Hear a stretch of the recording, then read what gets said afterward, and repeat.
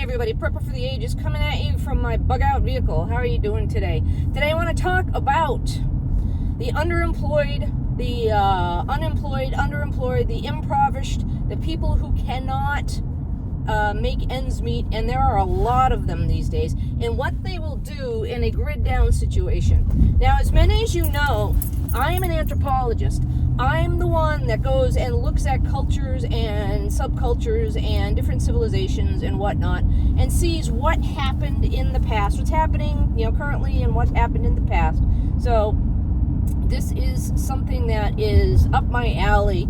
Now, what I did when I was noodling around is I studied the blackouts of New York City in 1997 and 2003, and there were some pretty significant blackouts back then. I don't know, some of my people who watch this aren't familiar with it. In both in 1997 and 2003, there were huge blackouts in New York City, basically taking out the whole grid for a day or two or a long period of time. And it was okay when there were blackouts and people were doing okay. Things were largely okay, and there were kids and whatnot rioting and looting and doing that stuff. But when a whole large part of the population of New York City was impoverished, underemployed, unemployed, economically disadvantaged, way below the poverty level, not even scraping by. When the power went out, when there was a blackout, they had massive rioting, massive destruction, and massive looting. And looking at it, not even me, it was basically historians and economists had basically said that the reason for that was economic, I never like to go over railroad tracks full speed, economically disadvantaged. They were the ones that did the majority of the rioting and the looting and whatnot.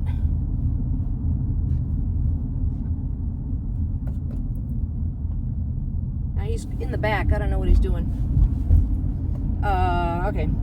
Yeah, they were doing the majority of that. And why were they doing that? Because, as they're interviewing people, breaking into stores, looting stores, destroying things, and the people weren't just going and looking for food and bringing out food.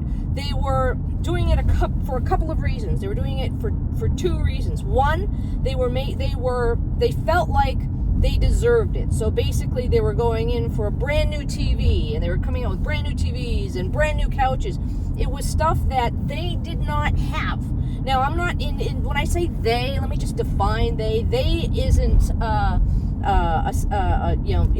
it's just people who are economically disadvantaged. And I don't care what they look like, I don't care their gender, I don't care.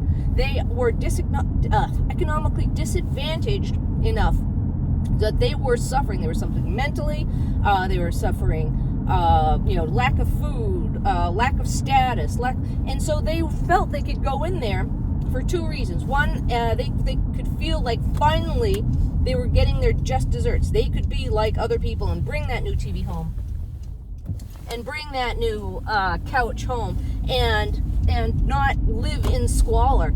And the other things they looted for was that they could either have the things they felt that society had broken down and let them down enough so that they were justified in taking those things, either for one, their own purposes, like I just told you, or two, they could trade for what they wanted: food, food items, things that they needed around the house, things that they could improve their situation with. So they did it, either took it for themselves or to trade for things that they needed. And a whole lot of them did that. And they digressed. Also, it was mob mentality. Some people did acknowledge what, they first saw what was happening, and they said it was wrong. They thought to themselves it was wrong. But then they said they got caught up in it, and they went in with the mob and did the same things that the mob did, because it was fear of losing out. So they were very afraid of losing out on that advantage. And again, the lights went out.